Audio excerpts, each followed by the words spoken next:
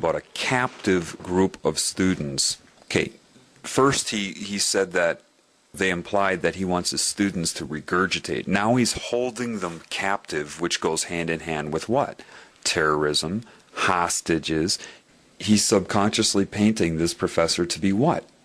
A terrorist. So not only have they discredited him, but people are already getting in their minds that with this neurolinguistic programming, now you understand what neurolinguistic programming is. Neural, brain, linguistic, speech, programming the brain with speech via the subconscious. Dual meaning.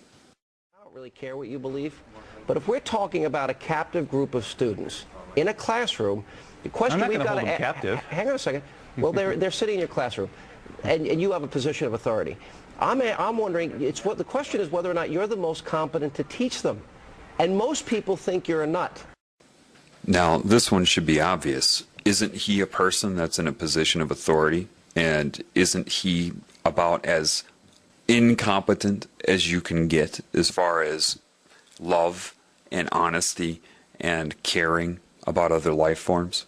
Yet he turns it around because people believe what they hear and what they read. So if he says it first, and that's a big part of this, is trying to say things first before somebody else can say something, then it seems like they will always be on the defensive. And that's the whole point, is to keep the professor on the defensive.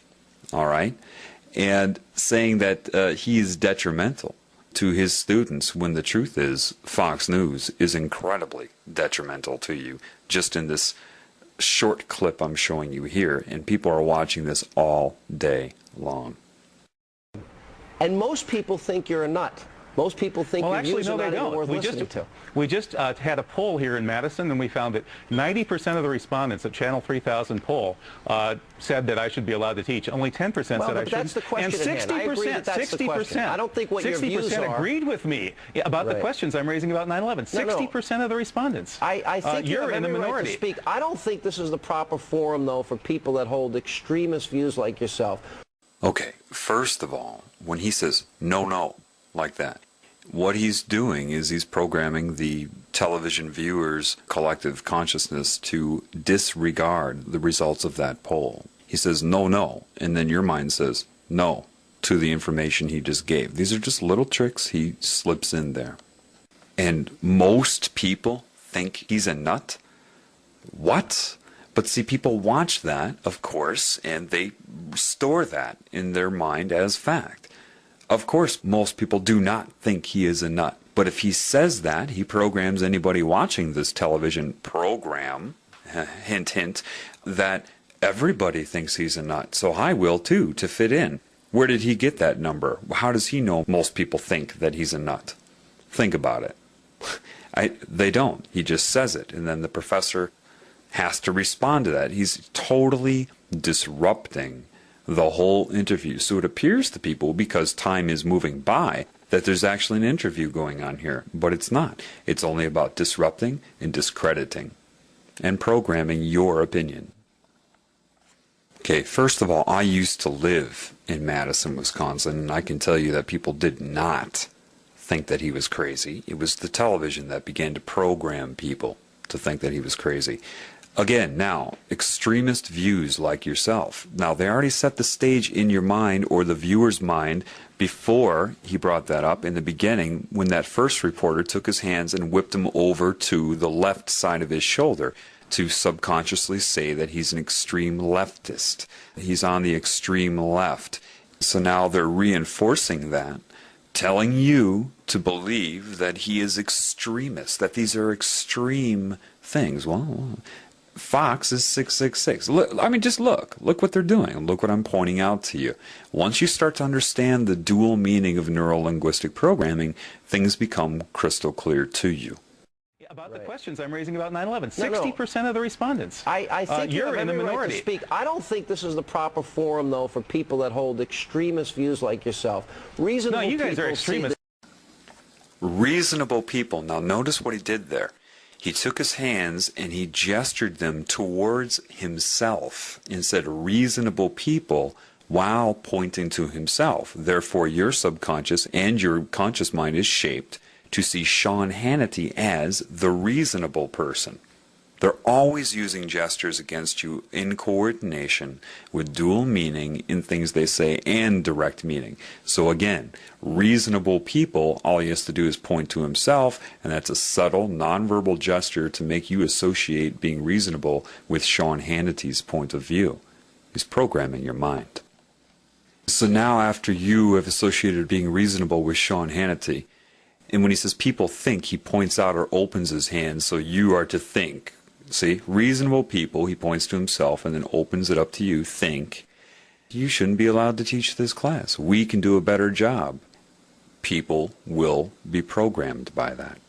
Reasonable no, you guys are extremists. Fox News is the biggest bunch of extremists on the planet. But reasonable people see you as an extremist, and I don't think you're the most appropriate guy to teach that class. My guess I don't think you're the most appropriate guy to be on the airwaves spewing your venom.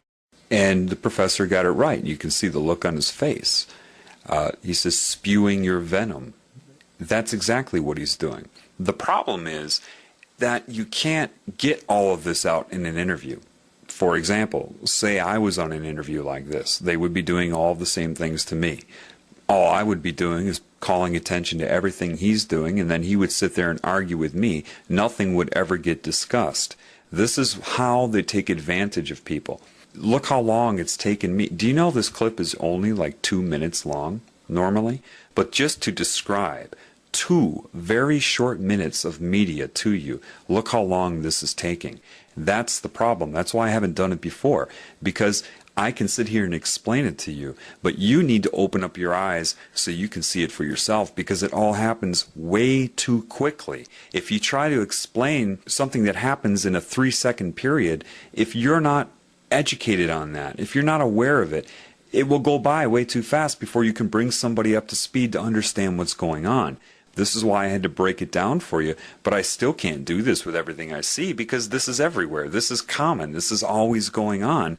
And it just, you need to educate yourself, but you need to become aware. Again, dual meaning, neurolinguistic programming, gesturing, association of concepts and beliefs to link them, anchor them in your mind, to misdirect your perception, your beliefs, and your ability to perceive reality in general. Class, my guess I don't think you're the most appropriate guy to be on the airwaves spewing your venom throughout this country. I think you guys should be taken off the airwaves because you are the guys who are... We don't want to silence anybody. You teach and we'll do Hannity and Colmes. Thank you, Professor. Coming up, we'll have a... We don't want to silence anybody. That's exactly what they have just done. Though you heard a lot of speaking going on, nothing was able to get out into the open. They completely took control of this poor man. And he's brave, okay, to get out there, lose his job, and to speak the truth. And they hound him like bees. They're using techniques that are hidden, that are sorcery. They're of sorcery in their nature.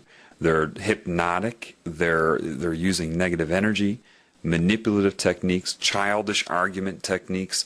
And so you've seen a lot of talking, but nothing got out into the open. And you see how nervous they made him. Why? Because he had to keep dealing with their techniques, and he couldn't express the truth. And this is how anybody who tries to get on the media to speak the truth is manipulated, and that's why most don't even bother. They don't bother because they would just get into an argument. I mean, what's the point? The expert that I've seen at this is Stephen Colbert. He was one of the biggest disinformation agents out there. He'll get somebody in for an interview and just completely distract, disrupt, discredit, and there is no interview. That's what I call Stephen Colbert's interviews. They're not interviews. They're Stephen Colbert using techniques to distract and discombobulate, basically. So this is why you don't get the truth in the media. Even if people do get a chance at airtime, they will be interrupted, misdirected, hypnotic suggestions to the audience that are watching it. You just can't. People that know the truth won't even try. They won't even try to go on the mainstream media, and people that do, it ends up like this.